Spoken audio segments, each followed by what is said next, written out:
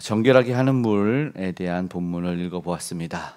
네, 오늘도 이른 아침에 새벽에 우리 하나님 앞으로 나오신 우리 성도님들을 사랑하고 주님의 이름으로 축복합니다.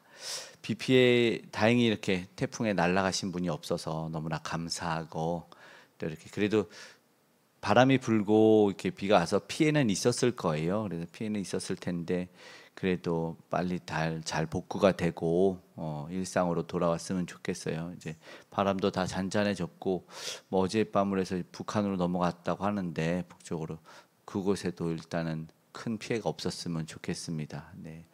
아무튼 우리가 하지 못하는 일들이 여전히 존재한다. 이 자연의 위대함이라고 하지만 사실은 이 하나님의 경이로운 모든 통치하심 가운데 우리는 겸손할 수밖에 없지 않은가.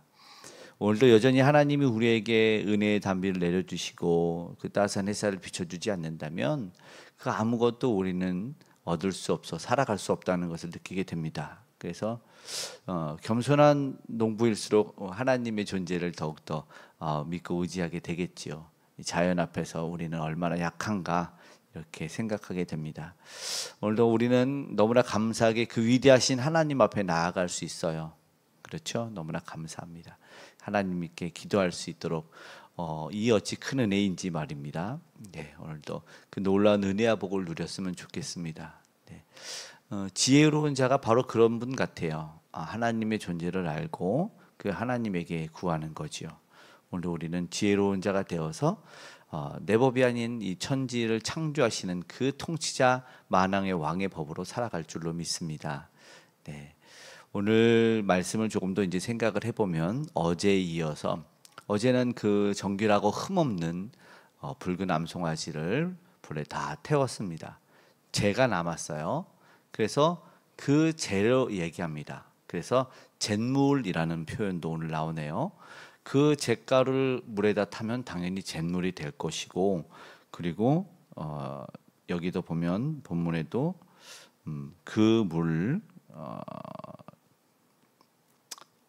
정결하게 하지 아니하는 자는 그 물을 어디 있어요? 잿물이라고 표현하는 게 우슬초를 가져다가 그 물을 찍어서, 그러니까 그 잿물을 가지고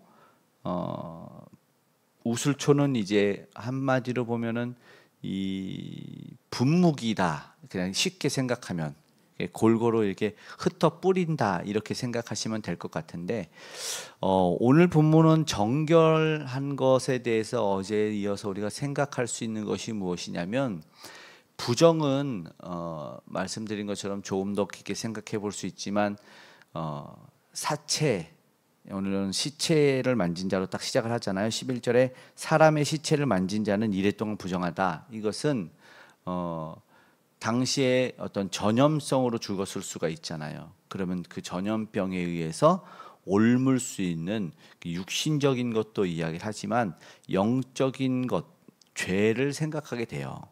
죽음 자체가 죄로 말미암아 왔기 때문에, 죄로 말미암아 죽은 그 시체는 당연히 부정하죠.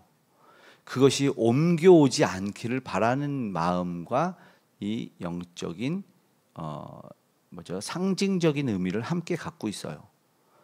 당시에 뚜렷한 치료법이 없을 때는 그것을 멀리하는 것이 당연히 맞았어요.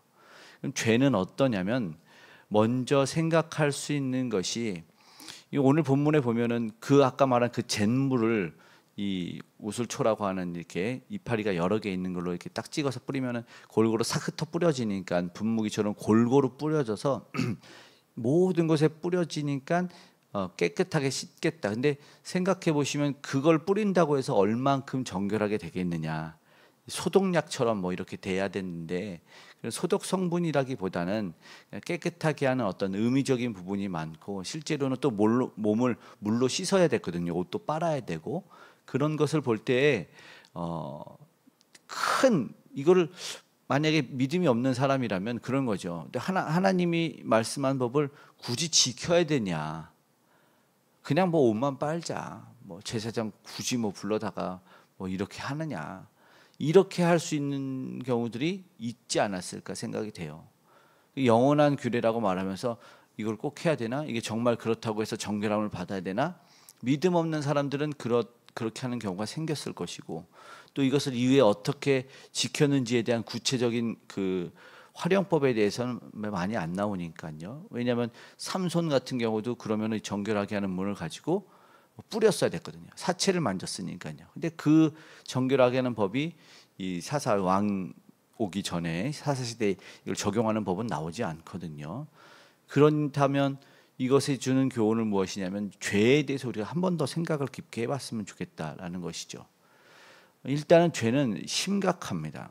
죄는 왜 심각한지 아시냐면 그 죽음과 어떠한 피해가 생기는 거죠. 자신은 물론이거니와 누군가에게 잘못을 행하는 거죠. 죄는 그렇잖아요. 특별히 죄는 하나님 앞에서 하나님의 법을 떠나서 잘못한 거잖아요. 어긴 거니까. 어느 정도씩 하냐 우리는 그게 있죠. 실효성이라고 있죠. 만약에 그 범죄자가 죄를 짓고 나서 도망가면 유예 기간이 지금은 공소시효라고 하는 공적으로 그것을 법적인 효력을 해서 재판할 수 있는 시효. 그래서 예전에는 이제 뭐 공소시효를 없앤다는 말이 있고 정확하게는 제가 잘 모르겠습니다만 예전에 14년이라는 뭐 살인을 했더라도 살인은 영원하다고 그랬나? 그러면 14년 안에 잡히면 그 법이 동일하지만 그 14년 넘어서 잡히면 아무 저기가 없는 거예요. 죄를 물을 수가 없는 거예요. 공소시효 안에서 그 범인을 막 잡으려고 하고 막 사건 해결하려는 것이 있었어요. 실제로 어떤 노인이 60세가 넘어서 그 헌병한테 잡힌 사람이 있었대요. 그 헌병한테 잡혀서 감옥으로 보내려고 하다가 이제 보냈다고 하는데 왜냐하면 그 사람을 딱 조회하다 보니까 탈영병이었던 거예요. 그래서 60세가 넘었으니까는 엄청 긴 세월 동안 살았는데 자연스럽게 살다가 본인도 잊고 있었고 그러다가 어떻게 검거가 됐는지 잡혔다는 실제 얘기를 들었는데 근데 바로 놔줬대요. 왜냐하면 그가 쫓기면서 살았을 생각을 했었더니 그냥 그 정도면 이미 나름의 충분한 죄값을 받았다 치렀다 이렇게 생각을 한 거죠. 근데 이건 이제 우리가 만들어낸 공소시효의 법이고 그 잘못이 사라질까요? 근데 왜 공소시효를 없앤다는 말을 왜 하냐면 피해자 입장을 생각하는 거예요. 만약에 내가 사랑하는 사람이 어떤 누군가에 의해서 이 범행을 당했어.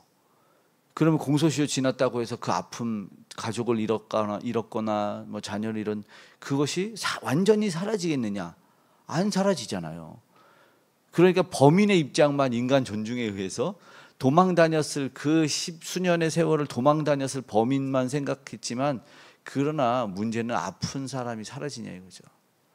하나님의 말씀을 어기고 우리 인간이 자기 마음대로 살아가면서 한 100년 지났으니까 이제 괜찮아. 다시 이게 안 된다는 거예요. 죄는 심각하다라는 거죠. 죄의 결국은 또 뭐냐면 이 영향력을 한번 생각해 보죠. 죄가 얼마나 심각하면 또 죄의 영향력이라는 부분에 있어서 작은 죄, 큰 죄가 있을까라는 것이죠. 하나님 앞에 우리는 하나님 앞에 사실은 결론 말하면은 1점이라도 흠이 있으면 못 갑니다. 하나님 앞에. 그러니까 누구나 다 뭐 살인하고 뭐 폭행하고 뭐 이런 강력 범죄를 지은 죄인이나 그냥 거짓말 조그만 죄인이나 하나님 앞에는 다 죄인이잖아요. 생각해 보세요. 물에다가 이 깨끗한 물에다가 오물을 한 방울 뚝 떨어뜨렸어요. 그 보면 이거 누가 먹겠냐고요. 안 먹잖아요. 이 흙탕물 막 흐르는데 비 와서 흙탕물을 한 방울 뚝 떨어뜨리면 먹으세요. 그러면 그걸 누가 먹겠냐고요. 그런 순간 더러운 물이 돼버리는 거예요. 이 죄가 그래서 심각하고 퍼지면 영향력이 엄청나다라는 거죠. 반대도 마찬가지예요. 그 죄가 이미 더럽혀져 있잖아요. 그 꾸정물이에요. 그러면은 그 꾸정물에다가 한 바가지의 깨끗한 물을 부어도 그건 꾸정물이에요. 안 먹어요. 쉽게 살 수가 없는 거예요. 이 죄의 심각성과 영향력이 엄청나다는 거예요. 결국은 뭐냐면 오늘 본문에 말하면 누구든지 죽은 자의 13절에 시체를 만지고 정결하게 하지 않은 자는 더럽혀져요. 이걸 정결을 해결하지 않으면 안 되는 거예요. 정결을 해결하지 않으면 결국 장막에 있던 사람이나 만진 자나, 오늘 본문은 사실은 다 그 얘기를 하고 있습니다. 뚜껑을 덮지 않은 것도 들어갈 수 있는 여건, 왜냐하면 보이지 않으니까. 그러니까 부정이라는 것은요, 죄로 연결시켜서 오늘 본문을 보고 있지만 더럽힌 오염 상태인 상태를 그대로 두면 그 오염은 확산된다는 거죠. 이게 죄의 심각성과 영향력과 확산성을 생각해 볼 수 있다는 것이죠. 그렇기 때문에 그것을 정결하게 하지 않으면 이것은 끊어져 내야 된다는 것이죠. 왜냐하면 나중에 이걸 끊어내지 않았을 때 우리는 이제 팬데믹 상태를 한번 경험해 보았잖아요. 도대체 이 위대한 의료 기술과 과학 문명을 가지고 있으면서 발달된 이 과학 문명이 결국은 했던 일이 뭐죠? 코로나가 들어왔을 때 2020년 2월 말 3월에 셧다운을 선포했습니다. 나가지 말아라. 대란, 무슨 대란? 마스크 대란. 마스크를 천으로 뭐 맞고 어쨌든 뭐 하는데 사람들 마스크 산다고 줄 서고 뭐 신분증 갖고 유례 없는, 현대에 유례 없는 원시적인 행동을 했습니다. 신분증을 가져가서 마스크를 사야 되고 나가면 안 돼. 나가면 근데 진짜로 다 죽는 줄 알았어요. 그리고 코로나 한 명 걸리면 동네 이사 갔었어요. 초반에. 끊어내는 게 이거 똑같은 거예요. 저 사람이 부정했어. 그러면 근데 정결하게 하는 물을 안 씻었어. 그러면은 코로나 돼도 그 사람은 뭔데? 누가 알고 걸렸냐고. 걸린 사람들 말고 너무 억울한 거예요. 실제로 초반에 막 이사 가고 사람들이 막 죄인 취급했잖아요. 무슨 살인자보다 더 심각한 죄인을 만들어서 살 수 없게 만들었다고 뉴스에서도 보도가 되는. 그 당시에 부정한 사체를 만졌어. 그러면은 정결하게 하는 물을 뿌리지 않으면 그 사람은 백성 회중에서 끊어져 내야 된다. 이것이었어요. 나병 환자는 진 밖에서 살아야 됐어요. 그리고 나병 환자가 들어올 때 나병 환자는 그 군대에서 가스 화생방 훈련할 때 이 방독면을 딱 완전 차고 나서 손을 벌리면서 가스를 외치거든요. 이유는 뭐냐면 그 행동을 보면서 내게 오지 마라, 이곳에 오지 마라 이러는 거예요. 마찬가지로 나병 환자가 나병이 걸리면은 윗입술을 가리고 머리를 풀고 나는 부정하다 이걸 외쳐야 되는 거예요. 오지 말라는 거예요. 예수님한테 나아갔던 나병 환자는 엄청난 거예요. 목숨 걸고 돌 맞아 죽어야 되는데 회중에 들어갈 수가 없던 거죠. 그게 대단하다는 건데 결국 죄는 심각하고 영향력이 있고 확산성을 가져요. 그런데 오늘 본문에 보면 결국은 붉은 암송아지에 잿물을 뿌린다는 것은 여전히 죄는 희생을 가져온다는 거죠.